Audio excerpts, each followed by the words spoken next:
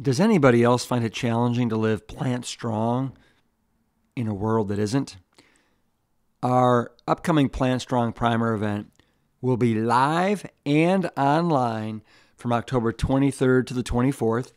It's called Kitchen Rescue because it's dedicated to helping you haul out the pantry, make over your menus, and discover the joy in plant strong cooking as we head into the holiday season.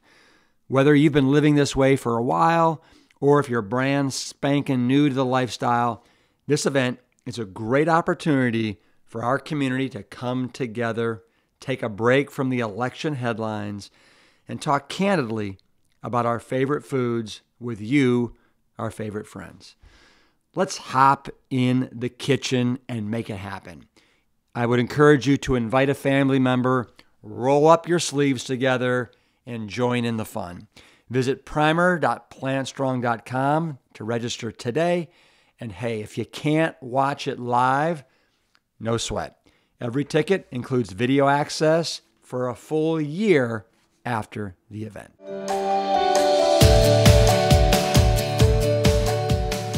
I want to welcome you to another bonus Transformation Tuesday episode of the Plant Strong podcast. If you're on the fence about joining our upcoming Kitchen Rescue event from October 23rd to the 24th, I know you're going to benefit from hearing stories of people just like you who kickstarted their own health recovery with the help of many of the Engine 2 Plant Strong resources that we have to offer. You don't have to go it alone, and as you're going to hear in today's episode, you may even get to bring your whole family along for the ride with you. Mark Papa and his wife Amy are the quintessential normal family from Pennsylvania. In 2019, Mark very begrudgingly joined one of our Engine 2 7 Day Immersion programs, which catapulted this former meat-eating triathlete back to fitness. Mark is a type 1 diabetic. He's in the restaurant business, and he and his wife have 5 kids. So if there was ever a family that had excuses not to change, this is it. And yet, they did. And as you can predict, the results have been remarkable. I caught up with Mark and Amy last year when I visited with them at their home outside of Beaver Falls, Pennsylvania. We talk about what life was like for the Papa family going into the immersion and what life is like now. And believe me, it's been quite an adventure, as you're going to hear. So welcome Mark Papa and his wife Amy.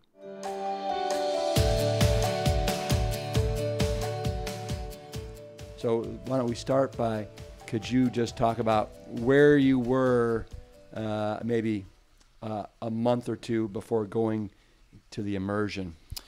Yeah, I was a heavy meat eater. I'm a type 1 diabetic that was diagnosed later in life. I was easily 90 pounds overweight, kind of lost with my lifestyle, lost with being a parent. My activity was always down. Certainly would say that I was a emotional eater and was on that I guess vicious cycle of I feel miserable, so I'm eating, and I would eat more and I would feel miserable. My diabetes was out of control more than I'd want to admit, so I was just kind of lost in my whole lifestyle with it. So. And how old are you now? I am 46. 46. And how old were you when you were diagnosed with type 1 diabetes? I was 38. Okay, 38. Yes. And so things started to kind of spiral a little bit between the diabetes, being overweight, and just this vicious cycle. And then what role did Amy play in like suggesting that you go to this Engine 2 immersion program?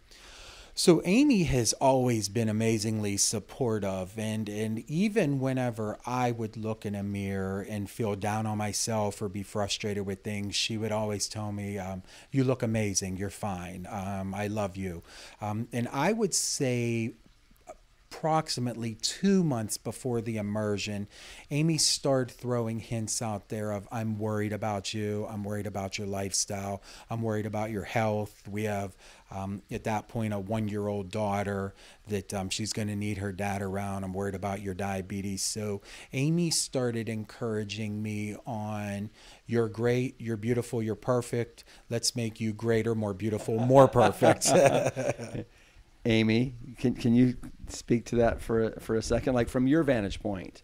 Yes. Were you like nervous about Yes. Mark's state, and you got 5 kids and oh my gosh, I don't want to be a single mother? We actually had a conversation about a month before the immersion where I looked him in the eyes and said, I'm scared. I'm scared that you are going to have a heart attack. I'm scared that you are going to leave me with these 5 children.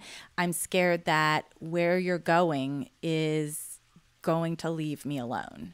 And that was tough because, I risked upsetting him even more or, deflating him even more, but I knew it was necessary. And when talk came of the immersion and his dad and his stepmother, Cindy, really started saying, "Mark, you should think about doing this," I said, "You have to. This is something you have to do. Do it for you. Do it for us. This is your lifeline." And up until what point were you still trying to get out of going to the immersion? So we had to check in on a Monday at the immersion afternoon, and I think Sunday night I was still trying to come up with how I could dodge this thing without upsetting my family with it. So, and what do you think was behind that? I mean, is it just like, I got this, or I'm afraid of the change, or what do you think it was? Well, I think first of all, it was being uncomfortable, that I know I'm going to have to make a significant change, and I don't know that I'm strong enough, and I'm too tired to do it. I think there was the conceited cockiness, as you said, that when it's time for me to do this, I'll do it on my own. I don't need strangers or parents telling me what to do with it. And then there was the third part of it is, I've eaten meat all my life. I like meat. And I didn't want to make a lifestyle change on it. That Sunday before, I was loading up on pizza and burgers because I thought for the next 5 days, I'm going to eat leaves. So let's get me as full as I can be before I go. Yeah. And so at what point into the 5-day immersion were you like, wow, I had this all wrong. This is actually a really wonderful experience. I'm learning a lot, and I think I'll gain control over, my diabetes and my lifestyle and all that. In my ear right there, Amy was saying the second I walked into it, I think it certainly was in the beginning where one of the things that amazed me most was the personal side of it. We've talked about before going to the immersion, and we were part of, if you buy the Weight Watcher program, if you, and in fact, like Amy said several times, let's look into Jenny Craig or Nutrisystem of, they have Mayo and they have Diabetic and all of this. The immersion sold me immediately because it wasn't, if you buy our product, this is going to happen. It was, if you live this lifestyle, you can do this. It was about just eating the most basic things for you. You don't have to buy my stuff. Go buy a head of lettuce. Go buy a head of kale. Go buy rice. Go buy quinoa. It wasn't buy Engine 2, although that makes it much easier. It wasn't do there weren't plugs in it where I never felt like this was a sales pitch of, okay, how can they keep doing it? The second part of it was, So it didn't feel too commercial. It wasn't commercial. Yeah. Actually, it was the least part. And that's what I was really going to allude to was I kept telling Amy how personal it was, that I didn't feel like a client or a number. I felt like Mark, and I felt like I was important to the whole thing, where it was this team cares about me and my well-being genuinely. That really sparked my interest. I still think of the slide of you presenting the transformation from the caterpillar into the butterfly. Yeah, that right? Metamorphosis. Absolutely. Yeah. And I don't think it caught my attention, but it didn't make sense until I was the butterfly. And then it was easy to look back and be like, wow. And I'm still, Rip, I'm still absolutely amazed at how 10 years of unhealthy living, eating attitude was so quickly washed away and encouraged in 5 days, where it was, okay, I can do this. I had shared with you, in 2009, I ran the Pittsburgh Marathon, and I was doing triathlons, and I had told you I'd gotten a tattoo of a triathlon symbols on my arm. And was it running, swimming, and biking? It was in a triangle of it had a runner, a swimmer, and a cyclist on there, and I thought those days were just gone. And in fact, I had the design made for the cover-up tattoo that I was embarrassed of having it on my arm. And Amy was like, I don't think you should do that. I don't think you should do it. I don't think you should cover it. I'm like, it's embarrassing on my arm. Like and now I have a triathlon on a fat arm, and it's even worse, with it. Can you show us Absolutely. The tattoo? Gotcha. So there's the swimmer. Yeah. The runner and the cyclist. And what's that in the middle of it? Across. Gotcha. Yeah. Wow. Cool. Thank you. Absolutely. So, Amy had said, why don't you wait? Don't do it. So it just kind of, I pushed it off, and going to the immersion, I remember being just scared of having to, go on a hike in the morning, and I went with your sister, and I thought, I don't even know if I'm going to be able to do this whole thing, and I was able to get through it, and then just as we sat and we kept talking, I realized this is not only doable, it's enjoyable. The meals were amazing at the immersion. I remember telling my stepmother, Cindy, whenever it was time to break for lunch, like, are these people feeding us again? Like, I'm not even hungry.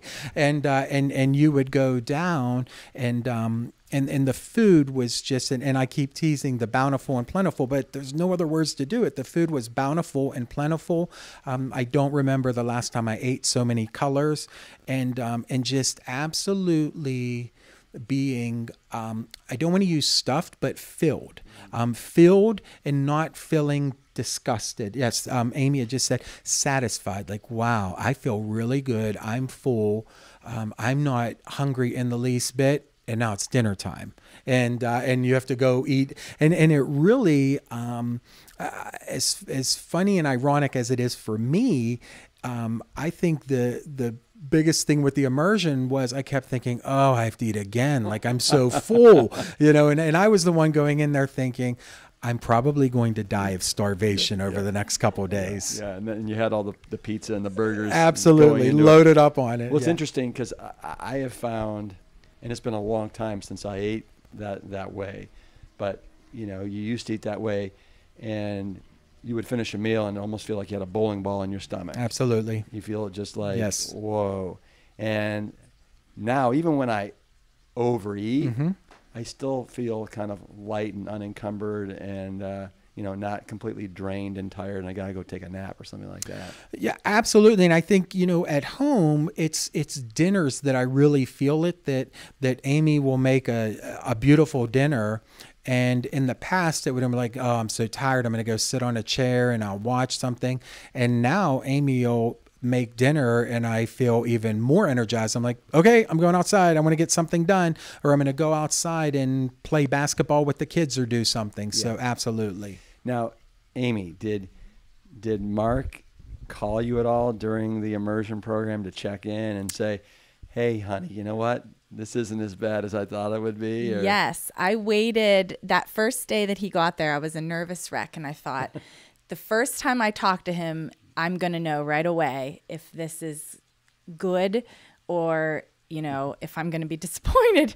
And immediately he was like, this is awesome. And he would send me pictures of his meals and look at what I'm eating. Look how beautiful. Look at this. This is amazing. And we talk at night and he was just so encouraged. And so, okay, I got to go. We're practicing for the talent show. Or, he would, and I just... Yeah. Was so encouraged by him and how excited he was. So it was great. It really is like a camp for adults, yes. Right? I was very jealous I wasn't there. Well, we're sorry you weren't there too. I know. Yeah. Now I'm interested to know, were you at all plant-based before Mark went into this? No.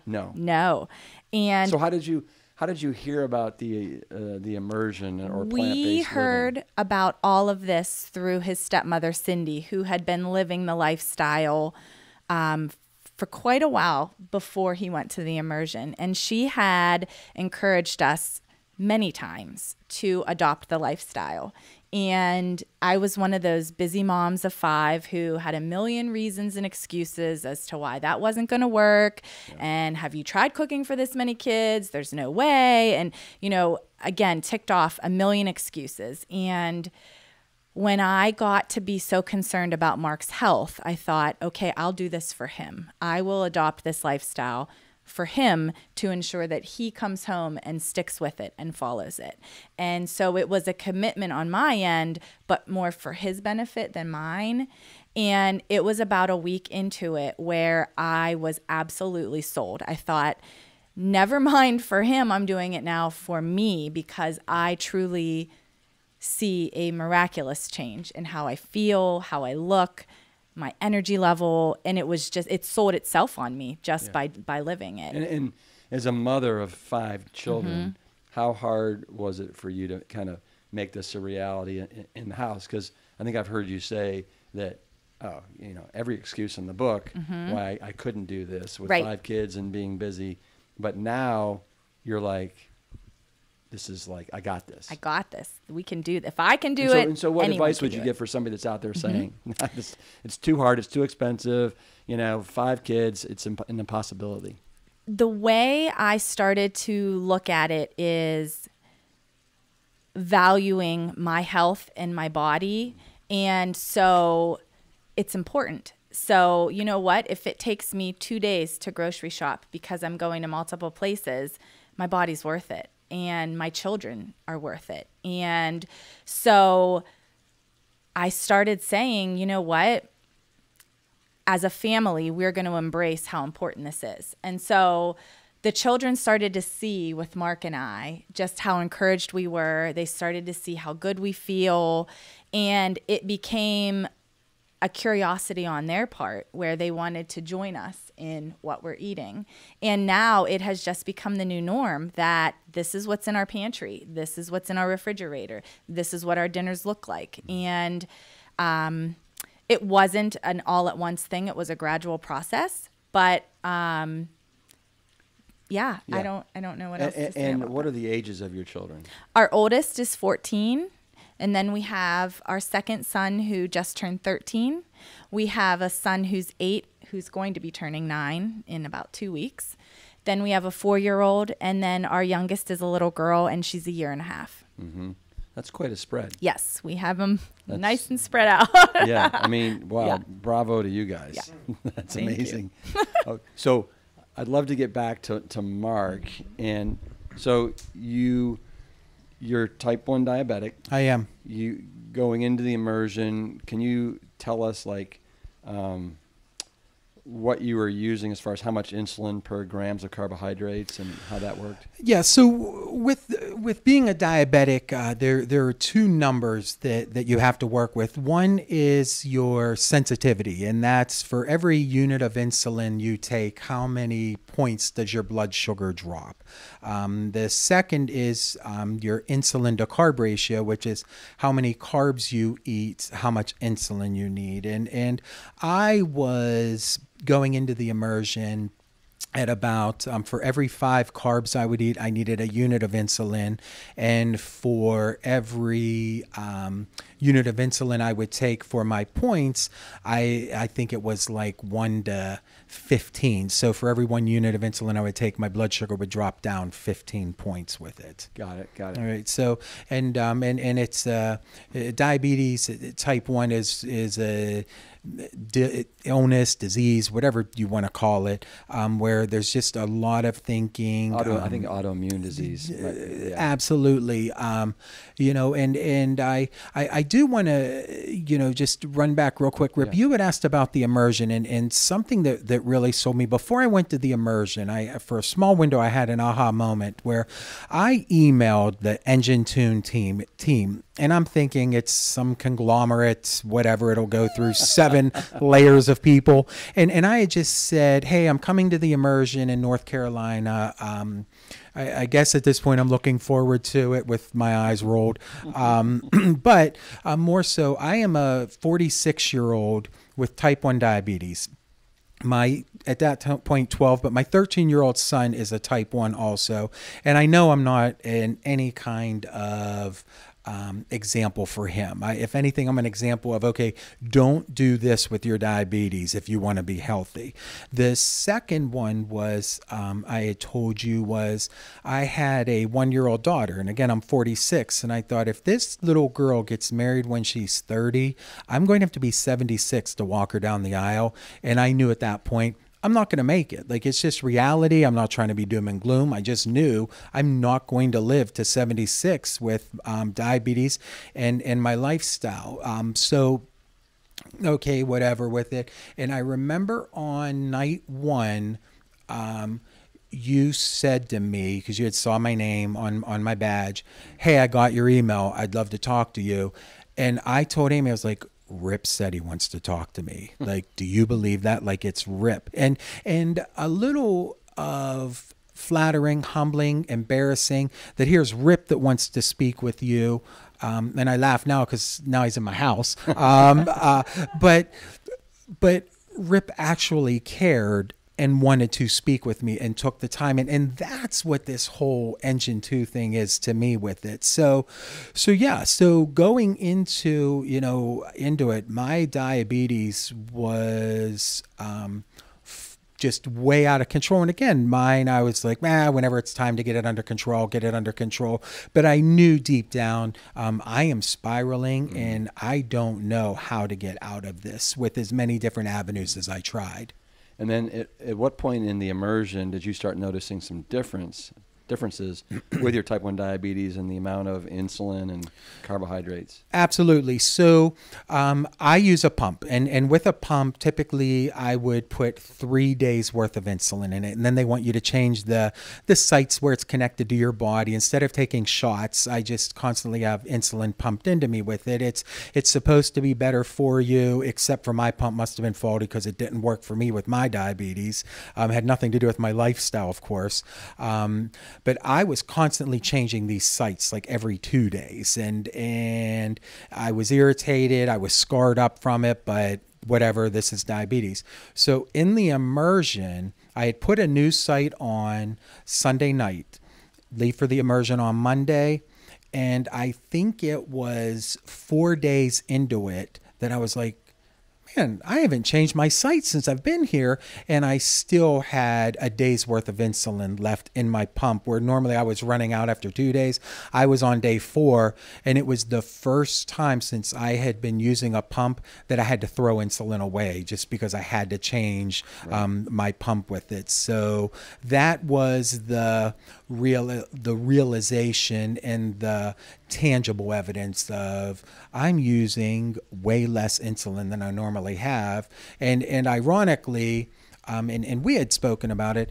Again, diabetes is all based off carbs, and everyone will tell you want to eat the least amount of carbs possible. I tripled my carbs once I was at the immersion with the food that I was eating there. Well, and once people truly understand kind of what's at the root causation of type 2 diabetes, and then understand about insulin sensitivity and insulin resistance, that you realize how by eating a low-fat, whole food, plant-based diet that's high in carbohydrates, low in fat, and the perfect amount of protein, your insulin sensitivity goes like through the roof. And now, if I'm not mistaken, your insulin sensitivity has gone up. What is it? 300%? Yes. Yes, something like that. That's exactly where again my sensitivity. I think I was on like 15-1, and now it's 50-1. So where my 1 unit of insulin would drop me 15 points, excuse me. Now it drops me 50 points because I react to insulin. My carb ratio has doubled where it was in the 8-1s. I think even at one point it might have been 5-1. Now I am on 10 and 12-1 with it. And again, at that point in my dark times of diabetes, as I sometimes look at it, I was eating maybe 90 carbs a day. Of those 90 carbs, I'll boast that 15 of them were probably vegetables. Now I'm eating easily 250 carbs a day, and it's all plant-based. Right. And so what else has happened since you've left the immersion? We're now 3 months out. 3 months out. And so your insulin sensitivity has gone up dramatically. You're using a kind of a fraction of what you were before. I am. And then what are you down weight-wise? I crossed the 50-pound mark. I just crossed the 50-pound mark of being down on it. I am proudly not covering the triathlon tattoo with it. I do have aspirations. So since the immersion, I went to our local bike shop. I purchased a bike. So I've been riding again. In fact, whenever I was there, the shop owner couldn't believe. I was like, I need everything. I threw everything away, helmet, shoes, shorts, everything. It wasn't just buy a bike. It was, I need to buy everything again because I thought this life was over. And what do people that are maybe co-workers, it sounds like your family is super supportive, but maybe friends, neighbors, what do they think about, what's happened to Mark Papa and this crazy lifestyle? And the fact that you're not eating meat anymore. Yeah, it's people would question, okay, so you're eating vegan now, and I'd be like, yes, and they'd say, so you don't eat meat, and I'm like, well, of course not, no. So do you have fish? And I'd say, well, no, I don't eat fish either. So they'd say, well, you must really pow on the yogurt, and I'm like, well, I don't have dairy. Oh, so you just drink milk? Well, no, milk is dairy. So they'd say, so for breakfast then, you must eat a lot of eggs. And I was like, well, I don't have eggs because there's only two things wrong with the eggs, as Rip said, the whites and the yolk. And they're like, oh, so, and I was like, and we don't have oil. And they're like, oh, so what? It's getting prettier and prettier. Right. And they're like, well, where do you get your protein? And that's, and the famous from the immersion, I'm not really sure. I don't know, beans or something, and, I said, but I'm not worried about being protein deficient, I'll tell you. But so I think so many times my friends always want to look at, the scary negative side of it. Oh, what do you eat? But once you start talking about what you do eat, well, we have a lot of rice, we have a lot of quinoa, we have a lot of kale, we have a lot of other greens, we have Amy makes a delicious stuffed peppers, lasagna. My wife was an amazing cook, and ironically, she's become even better once we've gone plant-based, where the foods are now dinner isn't, I got to eat dinner or whatever.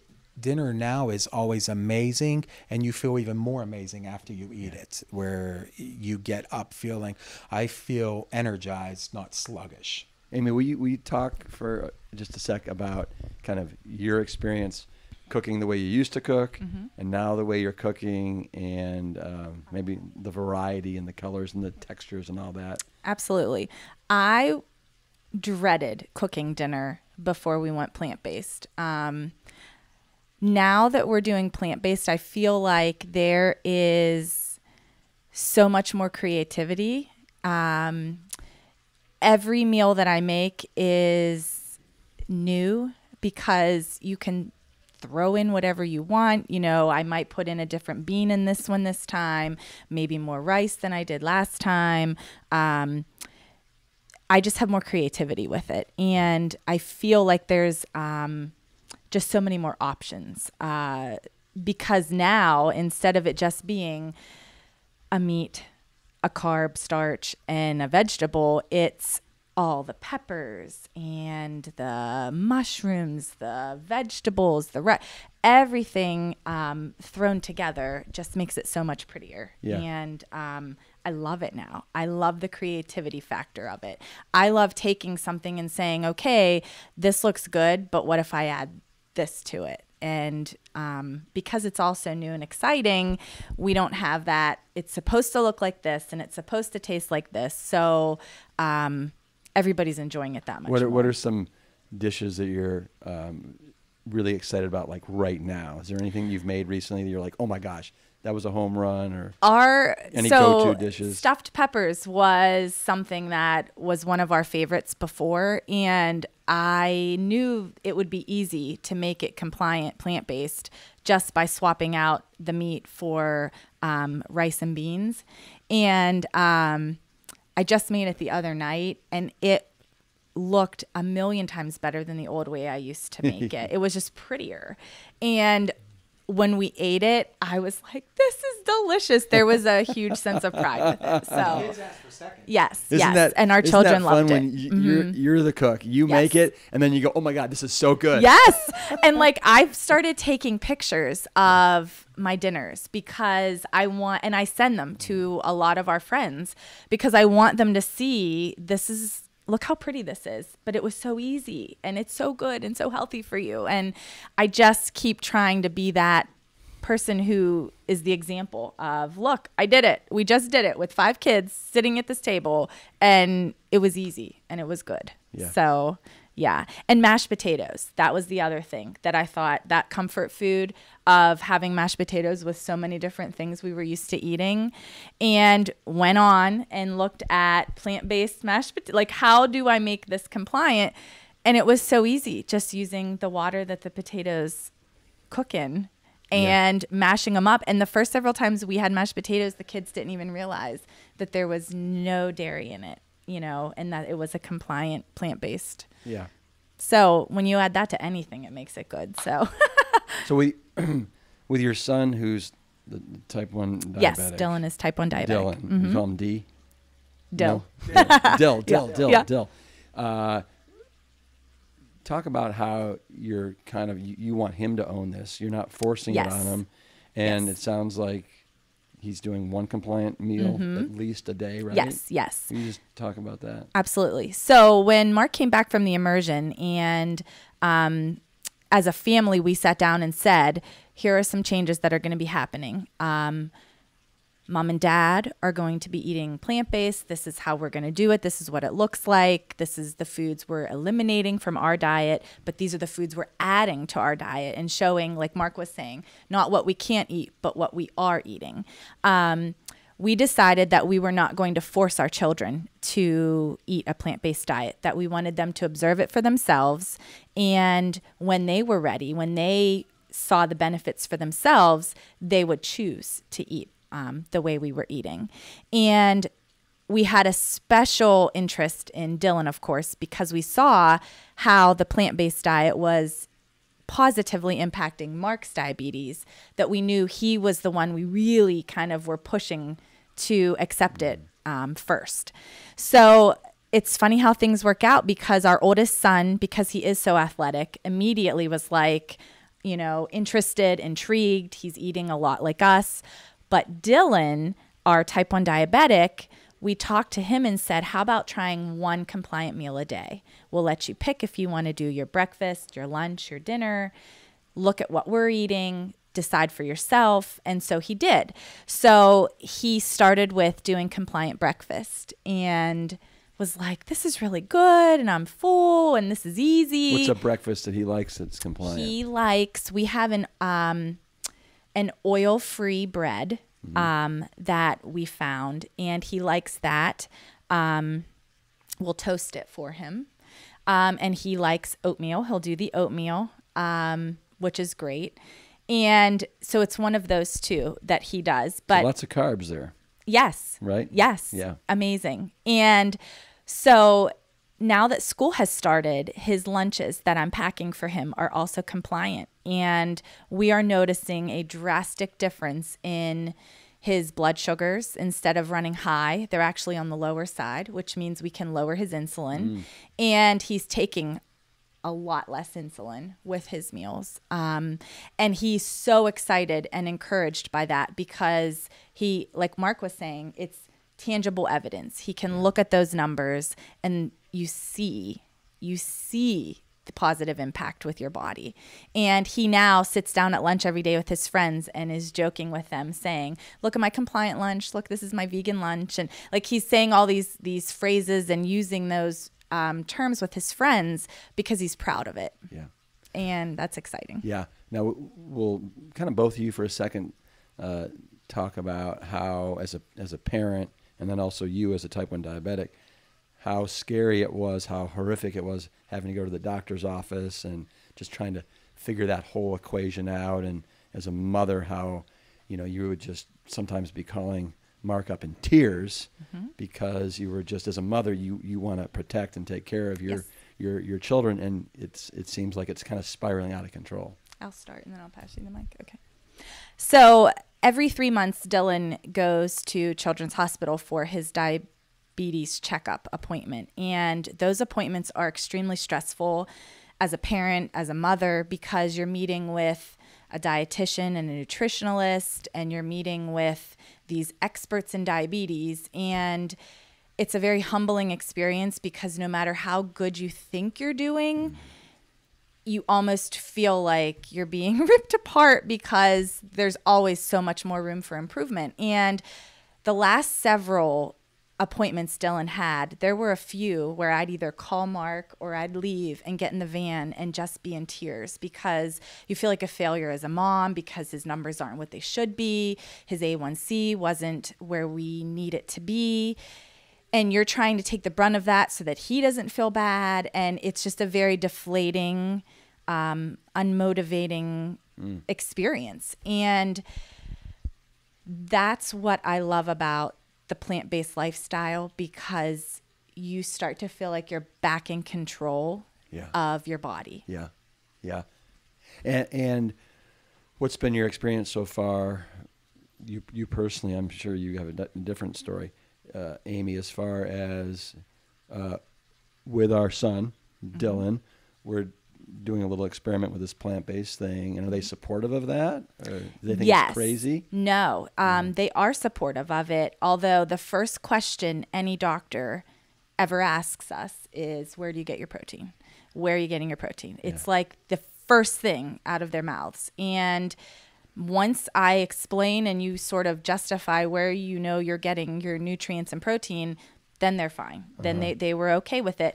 Again, I think it's hard for them to argue with the evidence of seeing his numbers and the difference in the amount of insulin that he's taking. So yeah, to me, I hear that and I'm just like, wow, these doctors, it's just when they ask that question, it's just it reinforces unfortunately how ignorant they are when it comes to nutrition and macronutrients and micronutrients and what is the true cause of insulin resistance and what's going on here.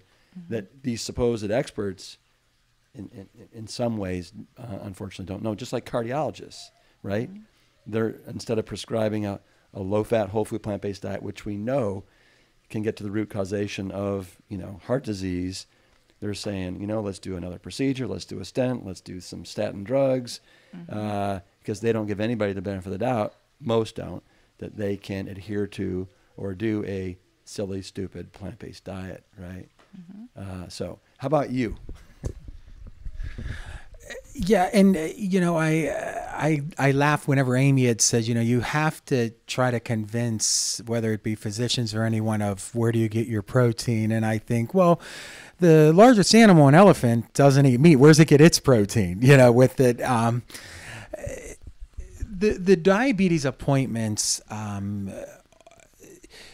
they're very involved, and in my experience with it is, it's right, wrong, or indifferent. It's easy to push a diabetic appointment back on the patient because the patient is in control of what happens, meaning that I'm making the food choices, I'm making the insulin decisions, I'm doing all of these things, where the physician can only guide you. So when you get to the appointment, they're going to challenge the decisions that you made. And I get it's for the right reasons. Everybody wants to be healthy, but it's very humbling and very embarrassing, I think, because you're not doing the right thing with it.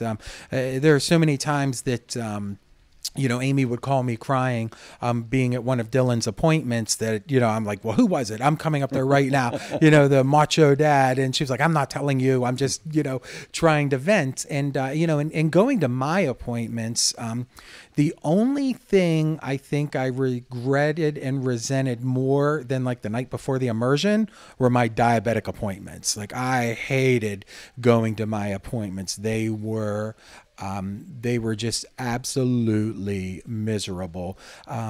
For me, it was because I knew better. I knew I wasn't eating healthy. I knew I wasn't exercising. Yeah. And now you're going to tell me what I already know, and I don't want to hear it. So made it through that diabetic appointment. It's over. I'm getting an ice cream cone on my way home, just as my reward for surviving that, and I'll deal with it next time. Since the immersion, I had a diabetic appointment, and how many have you had? I've had one, yeah. And I remember walking into it thinking, "Bring it! Like, what are you going to tell me? Because I know." And this is a doctor you've been seeing for how long? This is a doctor that I've been with for 7 years. Okay.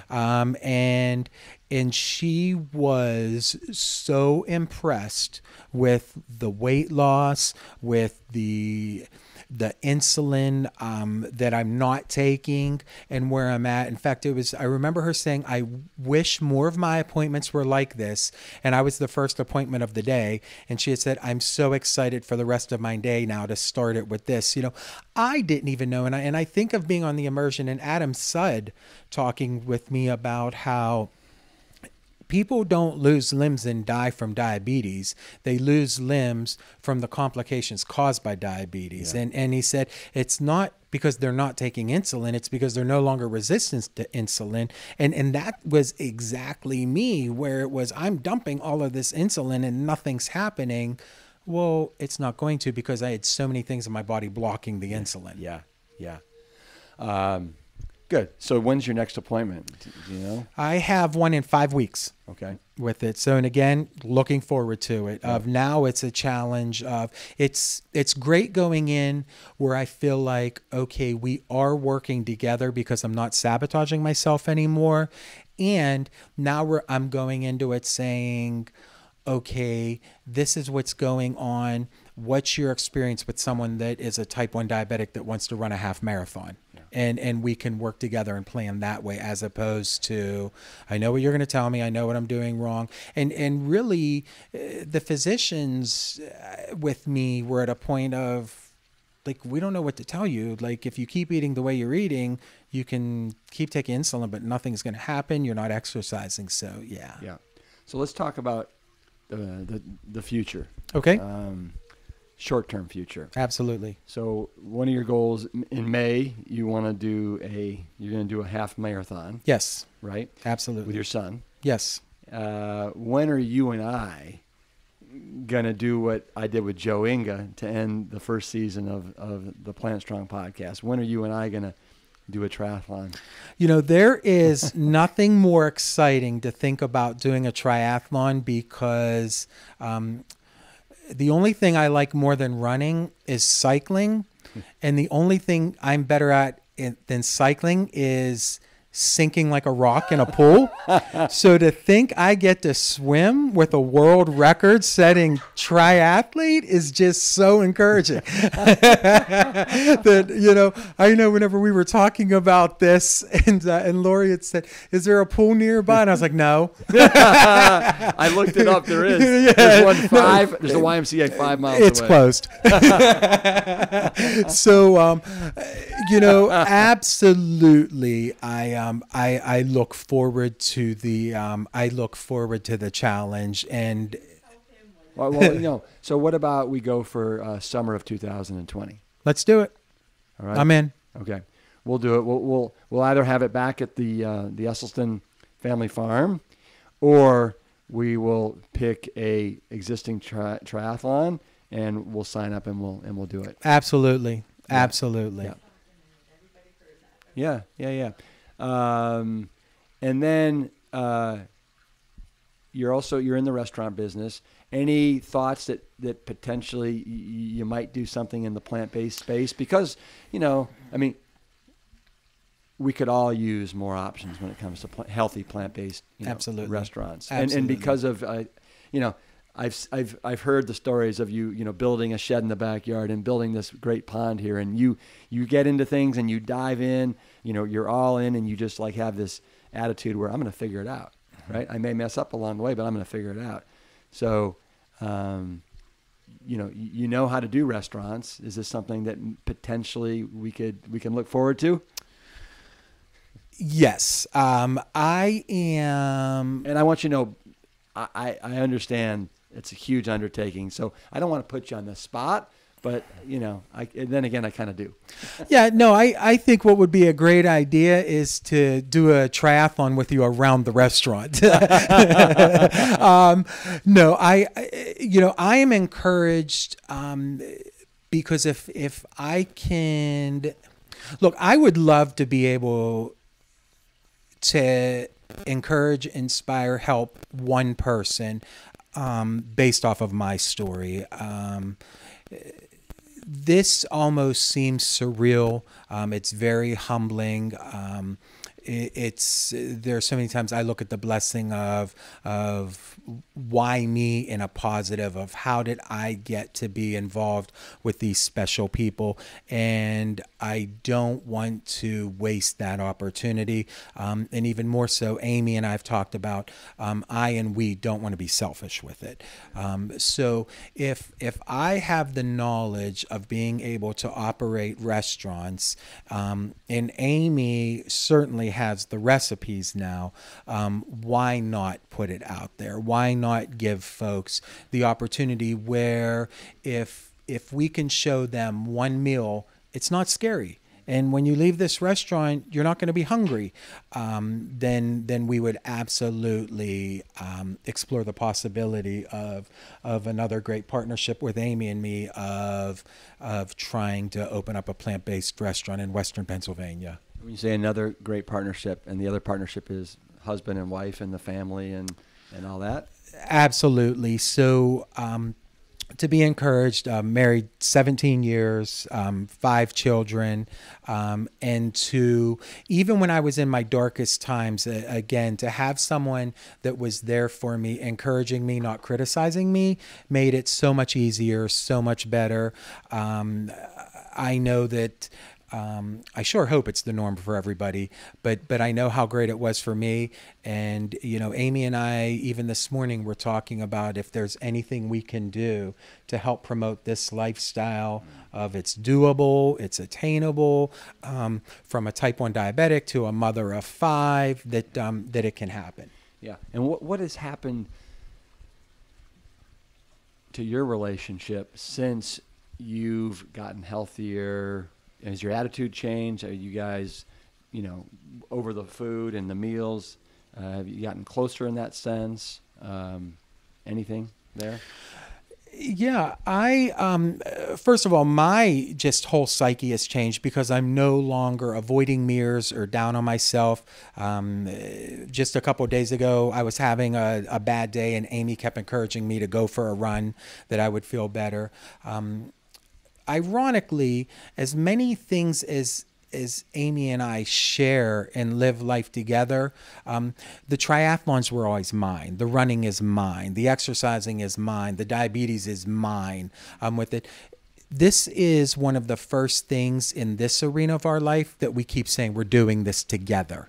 The whole thing, this whole plant-based thing is we're doing this as a team. We're in it together with it. I was just going to say the same exact thing. A lot of Mark's adventures have been me supporting him on the sidelines, being there to watch him run the race or encouraging him to exercise or be active. But it's been me as the cheerleader and him as the participant. And this lifestyle, this way of living is the first thing I think we've done as a couple where we have started it together, we're in it together, and we're seeing the benefits together. So it's funny because we've actually talked about that several times, that this is the first time where I feel like a partnership in that we're both the participants and we're both the cheerleaders. Yeah. So What a great adventure you're embarking on with this. yes. Yeah. Seeing how Mark and Amy have navigated the Plant Strong lifestyle since leaving the immersion program, seeing how they have overcome all of the hurdles that have been put before them. And just so you know, that's a real word. It's a combination of hurdles and obstacles. Seeing how they have overcome these hurdles just makes me smile ear to ear and makes all the work and the effort that we put into throwing these programs 100% worthwhile. And it is my grand hope and dream that in 2021 that Mark can join me and those New York City firefighters in a triathlon once this COVID-19 has blown over, or some other multi-sport adventure race. So stay tuned for that. In the meantime, join my family at the Knob outside of Cleveland for our next virtual event, the Plant Strong Kitchen Rescue, from October 23rd to the 24th. Visit primer.plantstrong.com for all the details. Next week, we're back with another bonus Transformation Tuesday episode. Until then, peace, Engine 2. Keep it plant strong. Thank you for listening and subscribing to our show. I want you to know that we read each and every one of your reviews, and we appreciate each and every one. If you want to learn more about this season or today's guests and sponsors, please visit plantstrongpodcast.com.